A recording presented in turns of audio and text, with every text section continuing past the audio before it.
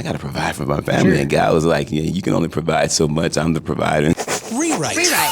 New life, new beginning. Hey, I'm Jonathan Unthank, and welcome to another edition of the Rewrite Podcast. So glad that you're here today, and here with my buddy Jon Reddick, man. It is so good to see you. It's good to see you, man. I'll start off with this. What is Jesus doing in your life right now, as a dad, man, as an artist, as just a guy?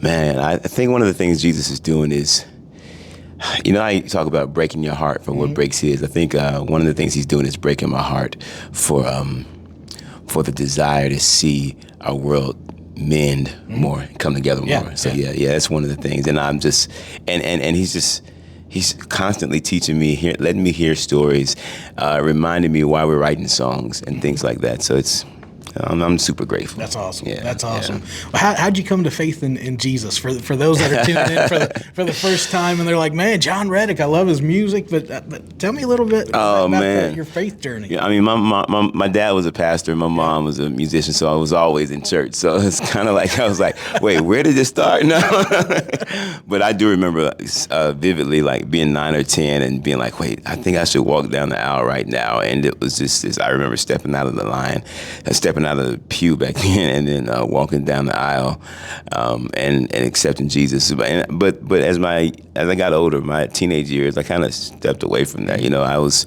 a troubled teenager, and so, but I always had this conversation going in my head with God. Like we would always be talking, and I remember when I gotten so far, God just asking me, "What are you doing?" And it just kind of struck me like almost like a bolt of lightning. I just started trying to turn everything and drop everything that wasn't like him, and I just been trying to learn how to run after him as he's chasing after me. You know. So being called were you called into music like at a young age, or did that come over time, or? Man, I think my mom called me to music. Called me to sing in the choir. No, but it was funny because I did try to quit a lot of times, and so I was even in college. I was trying to do.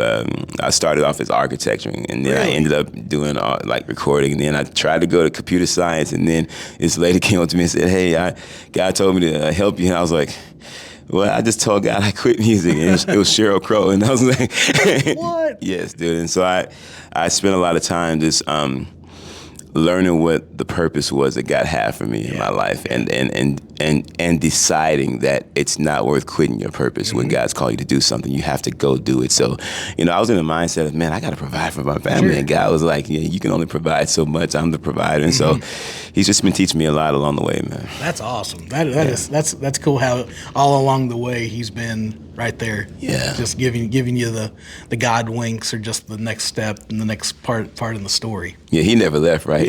It's me like with the AirPods on, like, wait, got no noise cancellation. Okay, God, I hear you. There's still a small voice. I got you. Right. That's awesome. So family's doing well? Family's doing well. That's good, man. Yeah, we're super grateful. My wife is doing well. The kids are doing well. So, yeah, we're excited. That's good. So you talked a little earlier about working on new music. No Fear.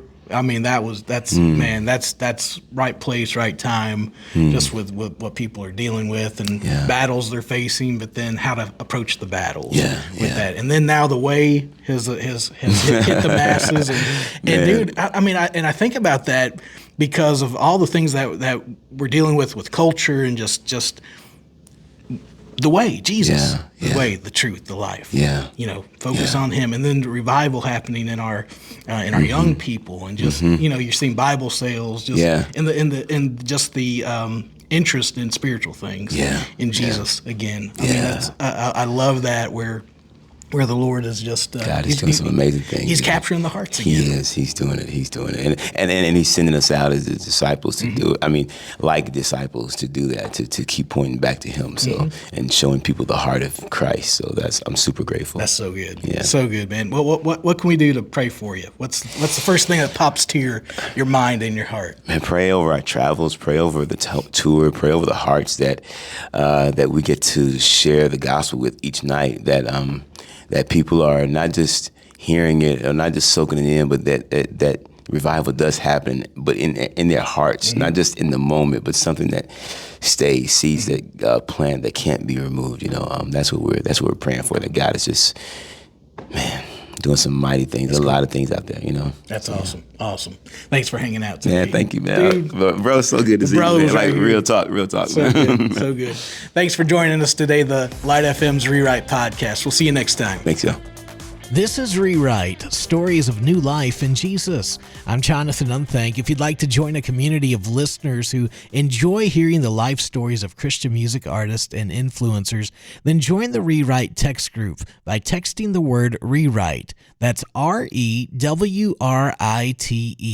to 81891. But more importantly, if you'd like to dig deeper into your own relationship with Jesus, you can begin that journey today by texting his name, Jesus, to 81891.